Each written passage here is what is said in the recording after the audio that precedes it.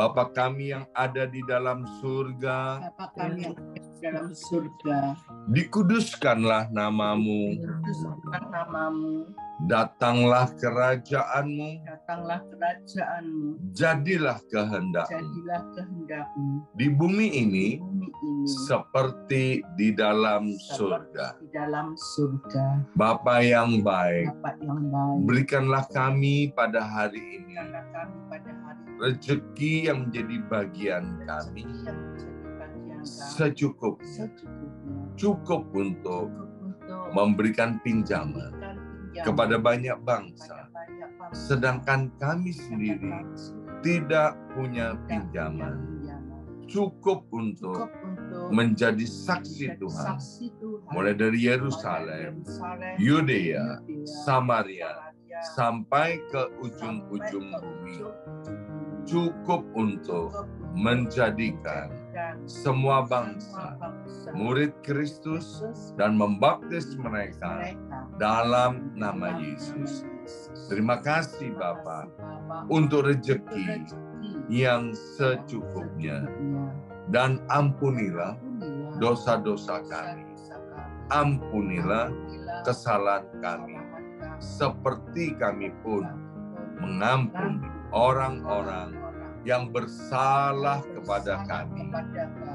Dan janganlah masukkan kami ini ke dalam pencobaan, tetapi bebaskanlah kami dari segala yang jahat.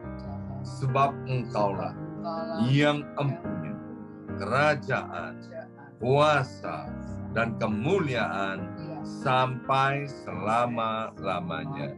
Dalam nama Tuhan Yesus, kami sudah berdoa. Haleluya, haleluya. Mari Bapak Ibu sekalian, sekarang kita bersama-sama secara serempak dan serentak kita akan menggemakan Mazmur 91 dengan suara yang keras dan lantang dari tempat kita masing-masing. 2, 3. Mazmur 91. Orang yang duduk dalam lindungan yang maha tinggi dan bermalam dalam naungan yang maha kuasa akan berkata kepada Tuhan, tempat perlindunganku dan kubu pertahananku, Allahku yang kupercayai. Sungguh Tuhanlah yang akan melepaskan aku dari jerat penangkap burung dan dari penyakit sampar yang busuk. Dengan kepaknya Tuhan akan menundungi aku. Di bawah sayapnya aku akan berlindung. Kesetiaan Tuhan ialah perisai dan pagar tembok. Amin, amin, amin. Terjadi di dalam nama Tuhan Yesus. Aku tak usah takut terhadap kedahsyatan malam, terhadap panah yang terbang di waktu siang, terhadap penyakit sampar yang berjalan di dalam gelap, terhadap penyakit menular yang mengamuk di waktu petang. Walau 1.000 orang rebah di sisiku dan 10.000 di sebelah kananku, tetapi itu tidak akan menimpa aku. Aku hanya menontonnya dengan mataku sendiri dan melihat pembalasan terhadap orang-orang fasik. Sebab Tuhan ialah tempat perlindunganku yang maha tinggi, telah kubuat tempat perteduhanku. Amin, amin, amin. Terjadi di dalam nama Tuhan Yesus. Malapetaka tidak akan menimpa aku dan tulah tidak akan mendekat kepada kemahku. Sebab malaikat-malaikat Tuhan akan diperintahkan oleh Tuhan kepadaku untuk menjaga aku di segala jalanku. Para malaikat Tuhan akan menatang aku di atas tangannya, supaya kakiku jangan terantuk kepada batu. Singa dan ular tedung akan aku langkai. Aku akan menginjak anak singa dan ular naga. Amin, amin, amin. Terjadi di dalam nama Tuhan Yesus. Sungguh hatiku melekat kepada Tuhan, maka Tuhan akan meluputkan aku, Tuhan akan membentengi aku, sebab aku mengenal nama Tuhan. Bila aku berseru kepada Tuhan, Tuhan akan menjawab. Tuhan akan menyertai aku dalam kesesakan. Tuhan akan meluputkan aku dan memuliakan aku. Dengan panjang umur akan Tuhan kenyangkan aku, dan akan Tuhan perlihatkan kepadaku keselamatan daripadanya. Amin, amin, amin. Terjadi di dalam nama Tuhan Yesus. Terima kasih Bapa, sebentar kami akan mendengarkan sebagian daripada kebenaran firman-Mu. Berkati hamba firman-Mu, saudara kami Nike Anderson, dan urapi pula setiap kami ya Abba ya Bapa, sehingga dengan pertolongan Roh Kudus membuat mata hati dan mata rohani kami boleh menjadi terang, dan firman-Mu menjadi pelita buat kaki kami dan terang buat jalan hidup kami. Dalam nama Yesus, yang siap mendengarkan firman Tuhan, angkat jempolnya ke depan, katakan amin 3 kali. Amin, amin, amin. Salam revival, salam kebangkitan. Semangat pagi. Semangat pagi. Iya, semuanya semangat pagi. Apa kabarnya Bapak Ibu semuanya, anak-anak Tuhan yang luar biasa ya. Hari ini Senin 17 April 2023, senang sekali kita akan dilayani kembali oleh saudara kita Nike Anderson. Ya, silakan Nike, waktu dan tempat untuk Nike. Ya, shalom. Saudara-saudara yang terkasih, Bapak Ibu semua di dalam Tuhan. Tuhan Yesus sungguh sangat baik buat hidup kita semua. Amin. Janji Tuhan sungguh-sungguh ajaib buat kita semua. Pada hari ini saya akan menyampaikan firman Tuhan, merenungkan firman Tuhan di mana kita semua manusia paling memerlukan dalam kehidupan ini, yaitu dalam suatu kepastian. Dan banyak manusia itu belum beroleh kepastian ya dalam hidupnya, melainkan masih dihadapkan pada ketidakpastian. Kita tidak tahu apa yang terjadi hari esok yang akan datang.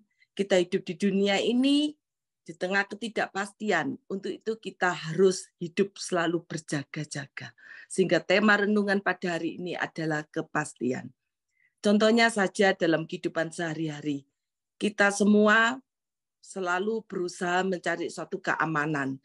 Kita dalam setiap rumah kita, kalau ada yang merasa nggak aman atau merasa nggak secure atau di daerah tertentu, pasti sudah memasang alarm, bahkan membayar beberapa security kalau di Indonesia, kayak satpam seperti itu. Nah, karena kita hidup di dalam ketidakpastian. Baru-baru ini juga di Amerika, terjadi ada kejadian seperti penembakan di dalam Mall Delaware. Yang selama dari dulu kita tidak pernah mendengar berita-berita seperti itu. Tetapi hari-hari ini kita melihat hidup itu tidak ada sesuatu yang pasti. Kita nggak tahu apa yang terjadi hari esok, hari yang akan datang. Kita tidak ada yang tahu. Barusan tuh kejadian ada penembakan di dalam mall. Sampai anak saya tuh sampai kaget, Mama ada penembakan di mall. Mall yang mana? Mall Delaware Mall. yaitu yang biasanya orang suka ke sana karena di sana adalah free text ya. Terus beberapa hari ini juga ada berita lagi, banyak berita kalau kita dengar di mana-mana. Salah satunya ada perampokan di dalam parkiran mobil, di mana orangnya taruh barang kan seperti biasa orang pergi ke mall, mungkin barangnya banyak supaya nggak capek, ditaruh sebagian di dalam mobil. Di dalam mobil itu kaca dipecah, diambil barangnya. Jadi betul-betul kejahatan itu ada di mana-mana. Tidak ada yang aman. Mau dimanapun kita tidak ada yang aman. Perlindungan dan keamanan hanya ada di dalam nama Tuhan Yesus saja. Jadi kita butuh Tuhan Yesus dalam setiap kehidupan kita. Dialah sumber kepastian. Kabar baiknya, Tuhan Yesus kita itu adalah jaminan kepastian yang kekal, sumber kehidupan. Dan saat Tuhan kita Yesus telah menebus dosa-dosa kita. Dalam Yohanes 19 ayat 30 dikatakan, sesudah Yesus meminum anggur asam itu, berkatalah ia, sudah selesai. Lalu ia menundukkan kepalanya dan menyerahkan nyawanya. Maka segala bentuk dosa, kutuk sudah dikalahkan di atas kayu salib. Amin. Kita baru selesai merayakan Paskah, sukacita. Kita memiliki Tuhan Yesus yang hidup dan yang telah bangkit 3 hari setelah kematiannya. Ada kebangkitan sebab dia hidup, ada hari esok. Amin.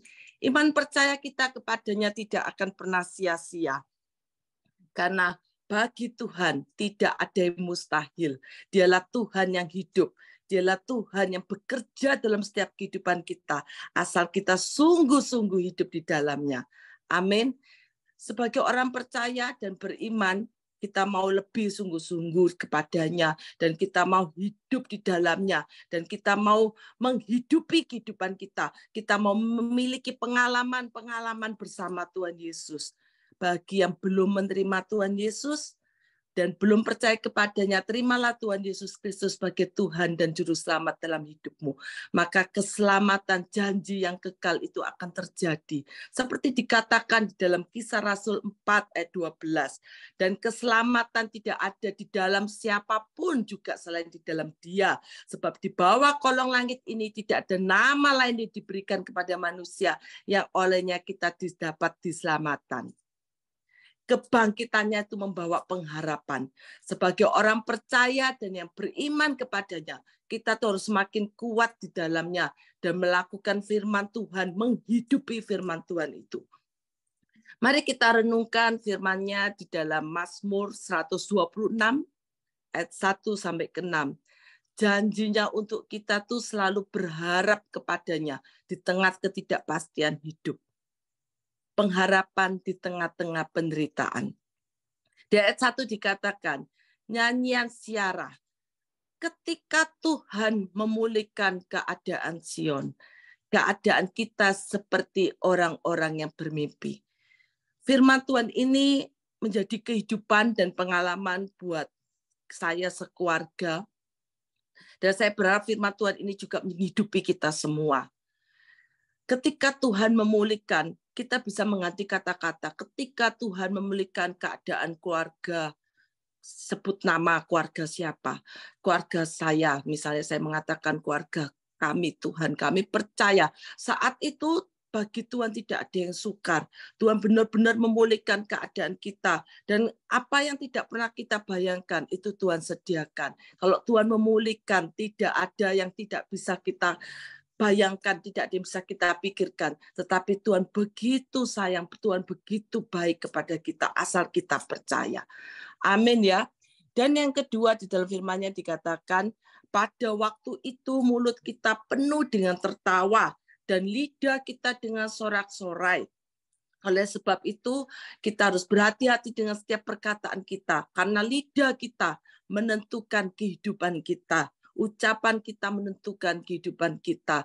Jadi kita perkatakan bahwa Tuhan bersama Tuhan, aku akan bersorak-sorai, aku akan memasuki kehidupan dimanapun aku percaya. dimanapun aku berada, pasti Tuhan beserta dengan kita. Jadi kita percaya karena firman Tuhan itu berkuasa, ya dan amin. Asal kita punya iman, asal kita percaya, dan kita membayangkan, dan itu yang akan terjadi dalam setiap kehidupan kita. Amin.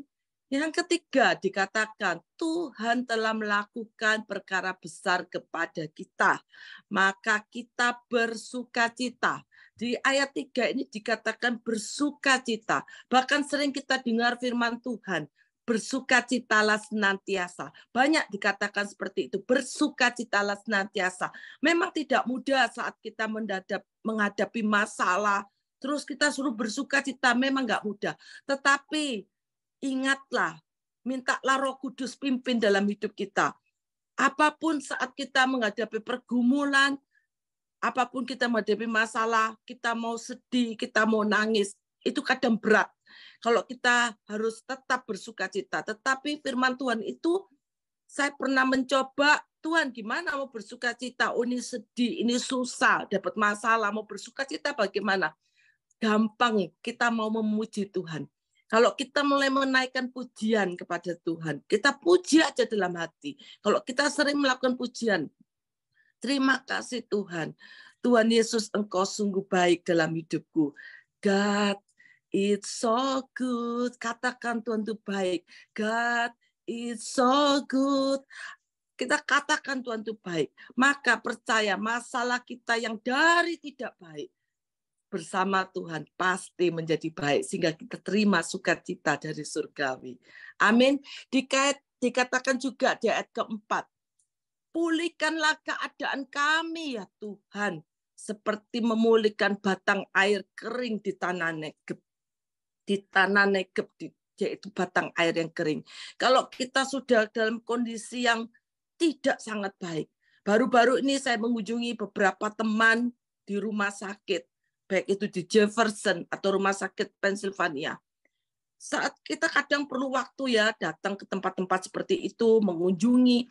Karena saat kita mengunjungi itu kita bisa melihat bahwa kehidupan saat ini itu kita harus syukuri. Kita sehat, kita syukuri.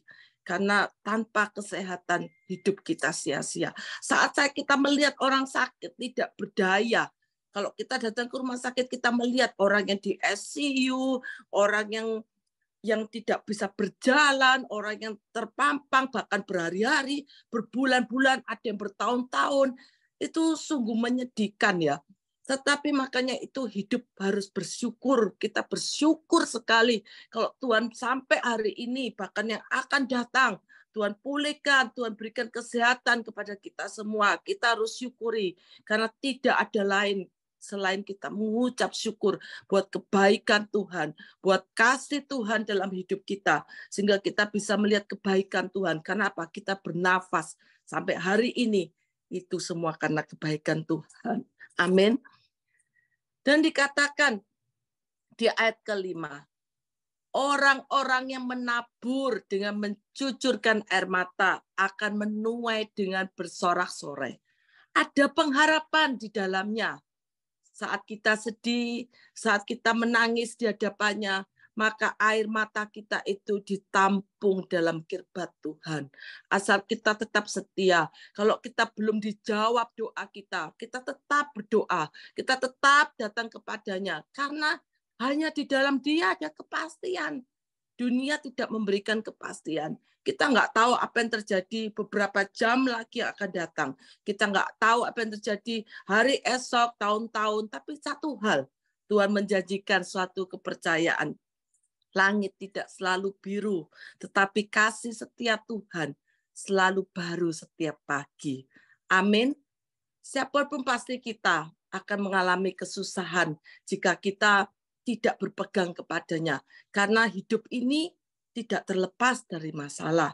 Hidup ini harus kita jalani. Hidup ini seperti suatu pertandingan untuk kita boleh finishing strong sampai akhir. Amin. Bahkan di dalam Mazmur 56 tadi dikatakan ayat 9, sengsaraku engkaulah yang menghitung-hitung, air mataku kau taruh di dalam kirbatmu.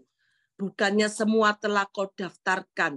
Artinya Tuhan itu melihat, sebenarnya mendengar tangisan kita. Asal kita tetap setia, asal kita tetap percaya Tuhan Yesuslah jawaban dalam setiap pergumulan, dalam setiap permasalahan kita.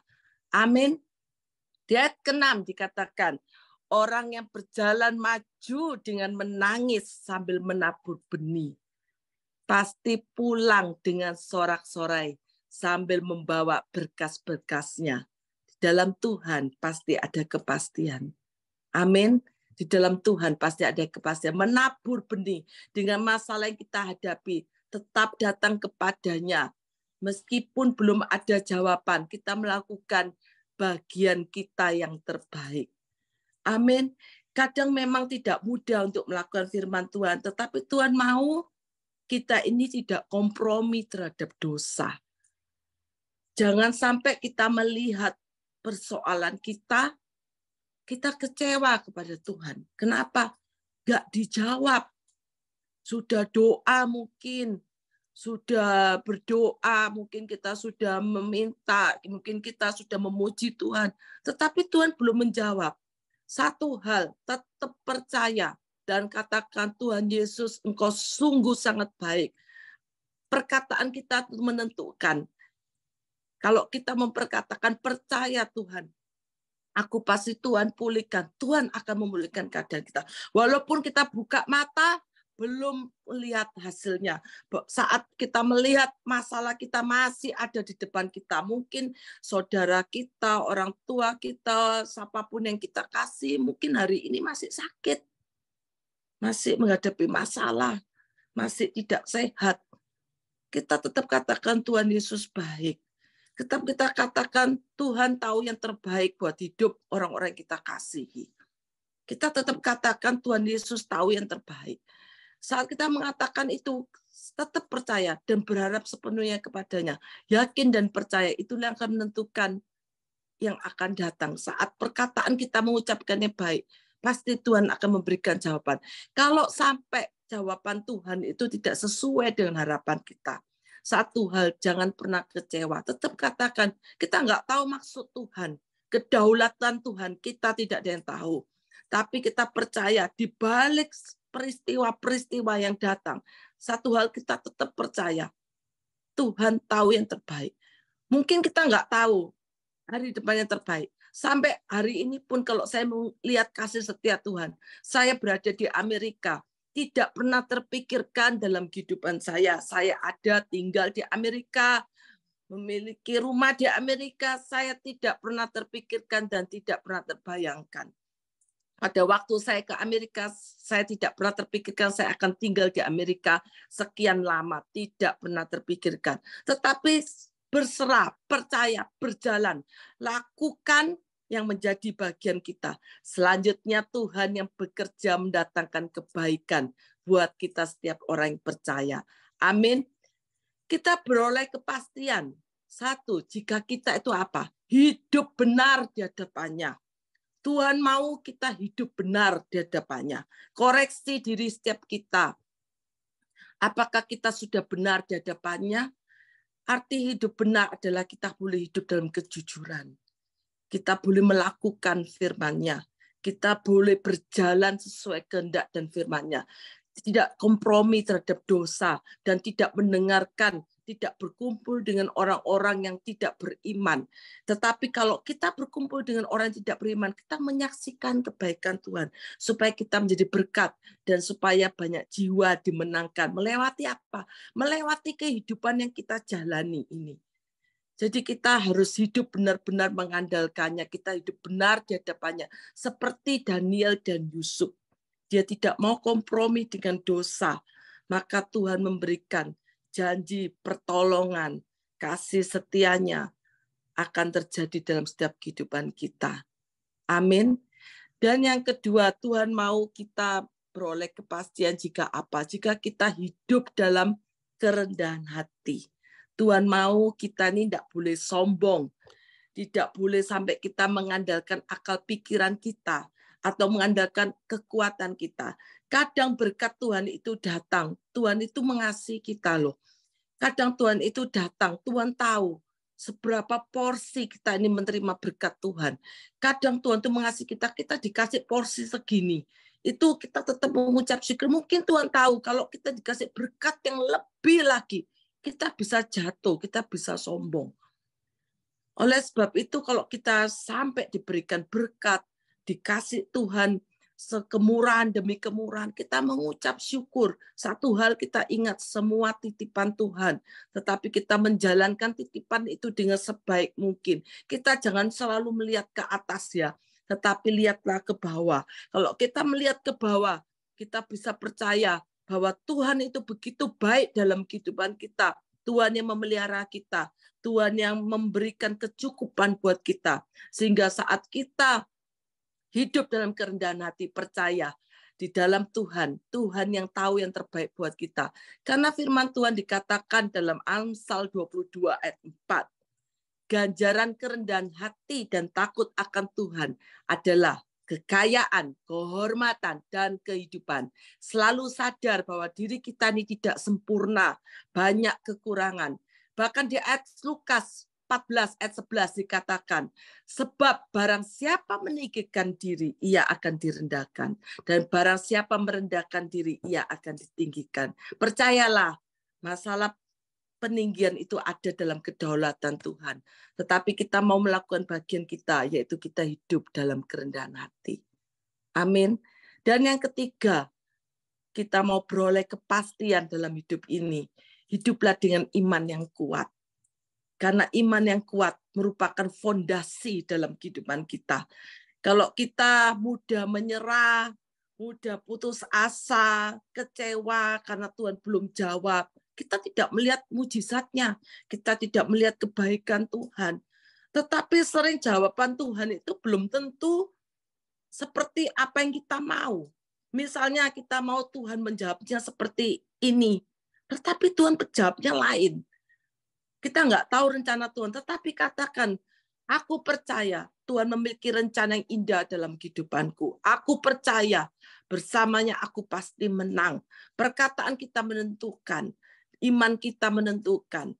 Oleh sebab itu berjalan dengan iman yang kuat. Karena iman yang kuat itu adalah fondasi dalam kehidupan kita. Ingat kisah Maria Magdalena, seorang perempuan penderita 12 tahun pendarahan.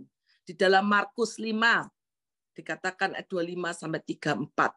Nanti dibaca sendiri di ayat 28 dikatakan, sebab katanya, asal kujama saja jubahnya aku akan sembuh.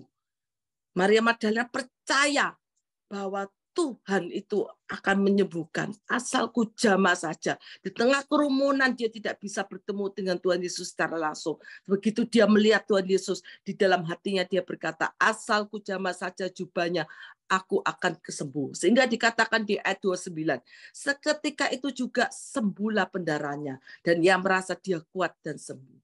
Jadi percaya ya bersama Tuhan, kita beroleh kepastian kemenangan, kepastian mujizat, kepastian hari depan bersama Dia. Hari depan kita, hari depan yang penuh kemenangan jika kita percaya, kita mengandalkan kepastian bersama Tuhan Yesus. Amin. Biar firman Tuhan pada hari ini boleh menguatkan kita semua. Kita percaya kita memiliki hidup kepastian bersamanya. Sebab dialah sumber kehidupan yang kekal, sumber jaminan yang kekal. Sebab dia hidup ada hari esok. Haleluya. Amin. Kita tutup firman Tuhan pada hari ini. Mari kita berdoa bersama-sama. Bapa di surga, terima kasih Tuhan untuk firman-Mu. Kami percaya Tuhan, Engkaulah sumber kepastian dalam kehidupan kami. Engkaulah jaminan yang kekal. Terima kasih Tuhan, kalau Engkau sudah menyelamatkan hidup dan menebus dosa kami. Sehingga kami mengucap syukur, kami boleh selalu mengingat arti kebangkitan-Mu Tuhan. Di mana Engkau sudah bangkit. Sehingga kami percaya Tuhan, hidup kami pun bangkit bersama Engkau. Kami tidak akan jatuh, tetapi kami akan menang Tuhan. Kami akan melewati hari depan yang penuh dengan sorak-sorai kemenangan bersama Engkau. Karena Engkau di pihak kami. Engkaulah Tuhan yang memegang kehidupan kami. Engkaulah Tuhan yang memimpin kehidupan kami. Pegang tangan kami Tuhan, pimpin hidup kami. Untuk kami masuk dalam setiap rencana dan kehendak-Mu. Terima kasih Tuhan untuk firman-Mu. Di dalam nama Tuhan Yesus kami mengucap syukur dan berdoa. Haleluya. Amin.